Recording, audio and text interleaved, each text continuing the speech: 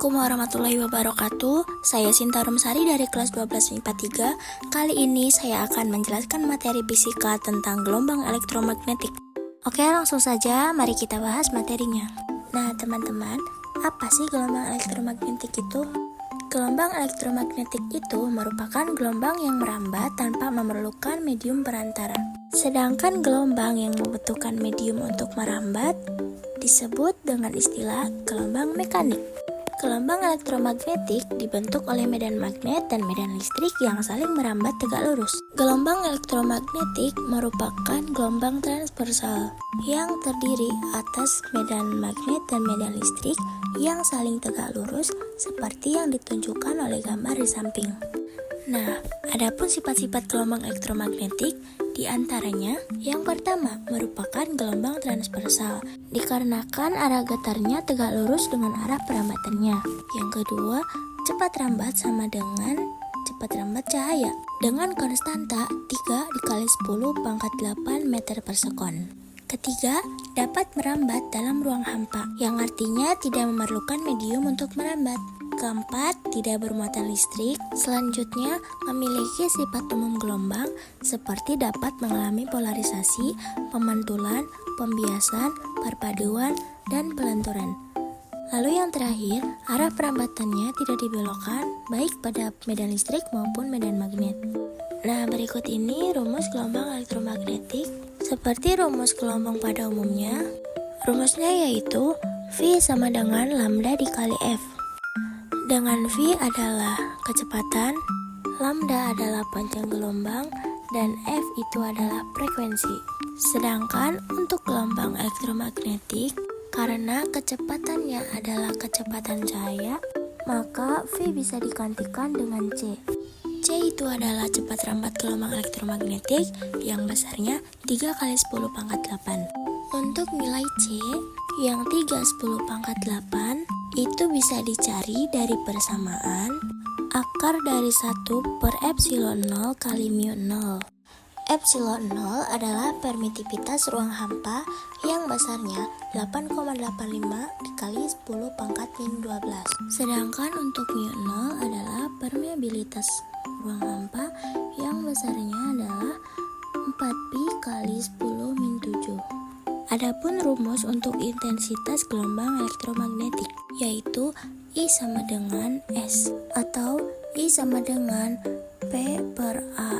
A bisa dicari dari 4pi kali R kuadrat.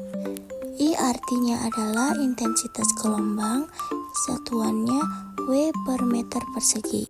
P bar artinya daya rata-rata dengan satuan W. R adalah jarak titik dari sumber gelombang. S bar yaitu laju energi rata-rata. Lalu di sini ada hubungan E max dan B max pada gelombang elektromagnetik, yaitu E max per B max sama dengan E per B sama dengan C. E max itu yang artinya kuat medan listrik maksimum, satuannya N per C. Sedangkan B max adalah kuat medan magnet maksimum, satuannya adalah Tesla. Berikutnya ada rumus laju energi rata-rata dengan simbol S bar, yaitu rumusnya S bar sama dengan BM kali EM per 2 mu 0 dengan EM sama dengan C kali BM. S bar artinya laju energi rata-rata tiap meter persegi yang dipindahkan gelombang elektromagnetik. EM artinya amplitudo kuat medan listrik, sedangkan BM adalah amplitudo kuat medan magnet. Nah, lalu di sini ada spektrum gelombang elektromagnetik. Gelombang elektromagnetik terdiri dari bermacam-macam gelombang yang berbeda frekuensi dan panjang gelombang, namun cepat rambatnya yang sama, yaitu 3 kali 10 pangkat 8.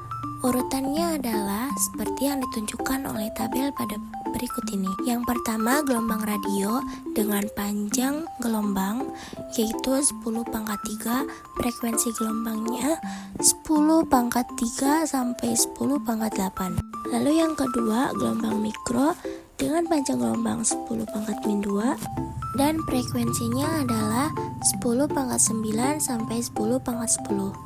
Yang ketiga, sinar inframerah dengan panjang gelombang 10 pangkat min 5, frekuensinya 10 pangkat 11 sampai 10 pangkat 14. Lalu yang keempat, ada cahaya tampak dengan panjang gelombang 0,5 dikali 10 pangkat min 6, frekuensinya 10 pangkat 15. Yang kelima, sinar ultraviolet dengan panjang gelombang 10 pangkat min 8, frekuensinya 10 pangkat 15 sampai 10 pangkat 16. Yang keenam, sinar X, panjang gelombangnya 10 pangkat min 10, frekuensinya 10 pangkat 16 sampai 10 pangkat 20. Yang terakhir ada sinar gamma, panjang gelombangnya 10 pangkat min 12, frekuensinya 10 pangkat 20 sampai 10 pangkat 25. Jadi, frekuensi dan panjang gelombang berbanding terbalik. Semakin besar frekuensinya, maka panjang gelombangnya semakin kecil.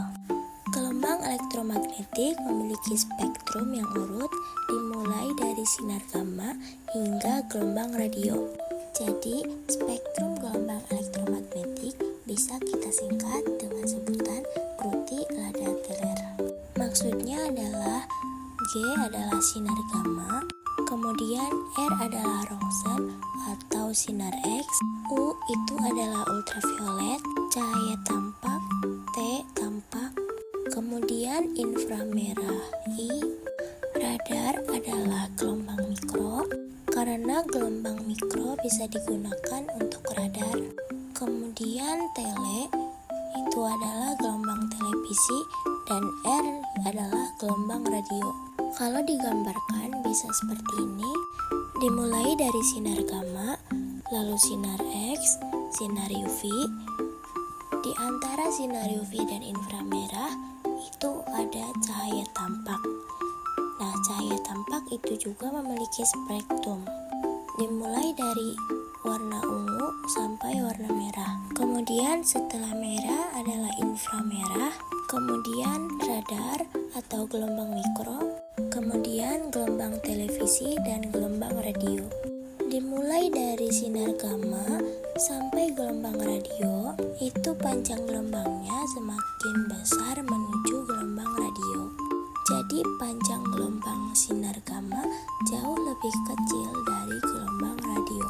Untuk frekuensi adalah kebalikannya. Jadi frekuensi untuk gelombang radio jauh lebih kecil dibandingkan dengan frekuensi sinar gamma. Karena frekuensinya besar, maka energinya juga besar. Karena energi cahaya itu rumusnya E sama dengan HF. Jadi semakin besar frekuensinya, semakin besar pula energinya. Nah, oke, selanjutnya gelombang elektromagnetik juga mempunyai manfaat loh. Misalnya sinar gamma itu dimanfaatkan di dunia kedokteran untuk terapi kanker dan membunuh sel kanker. Berikutnya, mensterilisasi peralatan rumah sakit atau makanan sehingga makanan tahan lebih lama. Sinar X atau sinar Roentgen itu untuk mendiagnosis adanya gejala penyakit dalam tubuh seperti kedudukan tulang-tulang dalam tubuh dan penyakit paru-paru, dan memotret organ-organ dalam tubuh yaitu tulang, jantung, paru-paru untuk melihat organ dalam tanpa pembedahan. Yang ketiga, sinar ultraviolet misalnya untuk proses fotosintesis pada tumbuhan. Lalu ada cahaya tampak, itu untuk membantu penglihatan mata manusia. Lalu sinar inframerah untuk terapi fisik menyembuhkan penyakit cacar dan encok, dan untuk fotografi diagnosa penyakit. Selanjutnya ada gelombang mikro, itu untuk misalnya untuk pemanas microwave, komunikasi radar, dan menganalisa struktur atomik dan molekul. Yang terakhir ada televisi dan radio, itu untuk alat komunikasi sebagai pembawa informasi dari satu tempat ke tempat lainnya. Selain dari manfaat gelombang elektromagnetik, gelombang elektromagnetik juga memiliki bahaya yang harus diperhatikan. Yang pertama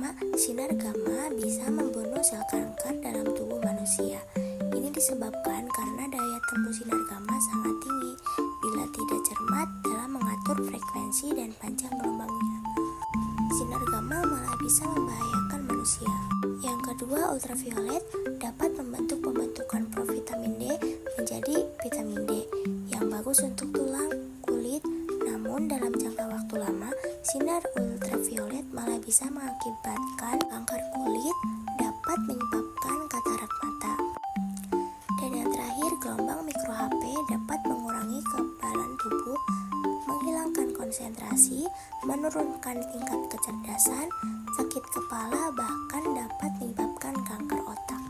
Nah, oke teman-teman, itu tadi sedikit pembahasan mengenai gelombang elektromagnetik.